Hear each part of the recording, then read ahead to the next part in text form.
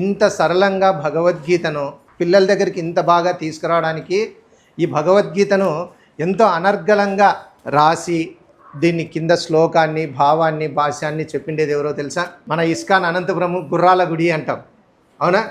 గుర్రాల గుడి. సో ఆ గుర్రాల గుడిలోకి లోపలికి వెళ్ళినప్పుడు అక్కడ ఒక పెద్ద ఆయన కూర్చొని ఉంటాడు.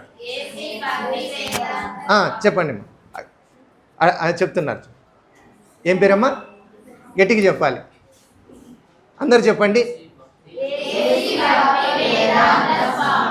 ప్రభుపాదుల వారు, ఏసీ భక్తి వేదాంత స్వామి ప్రభుపాదుల వారు. సో కూర్చోండి అన్న, థ్యాంక్ యూ.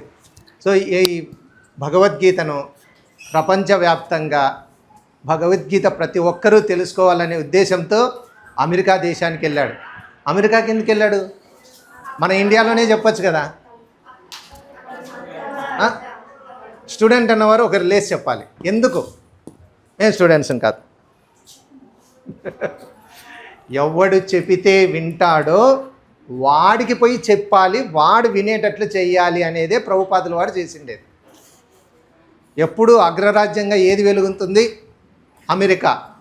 సో కాబట్టి అమెరికాలో ఉన్నవాడికి చెప్పామనుకోండి, వాడు నేర్చుకుంటాడు. అరే వాడు ఏం నేర్చుకున్నాడని అందరూ అక్కడికి చూస్తారు.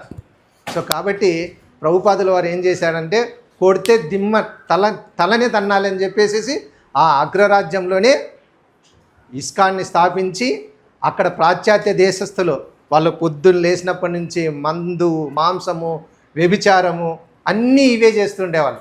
అటువంటి రాక్షస ప్రవృత్తి గల వ్యక్తులకి భగవద్గీతని అందించాడు. భగవద్గీత ఏం చెప్తుందని మనం ఇందాక చెప్పాం, ఇంద్రియాలను నిగ్రహించుకొని. వాళ్ళకి ఇంద్రియ నిగ్రహం ఉందా? అమెరికా వాళ్ళకి లేదు. సో మనసు వాళ్ళకి స్థిరంగా ఉందా? లేదు. బుద్ధి చంచలంగా ఉంది కదా. వాళ్ళకి కరెక్ట్ స్థితిలోకి రావాలని చెప్పేసి ఏసీ భక్తి వేదాంత స్వామి ప్రభుపాదుల వారు అమెరికాకు వెళ్ళి అక్కడ భగవద్గీతని హరే కృష్ణ మహామంత్రాన్ని చెప్పండి. హరే కృష్ణ మహామంత్రం.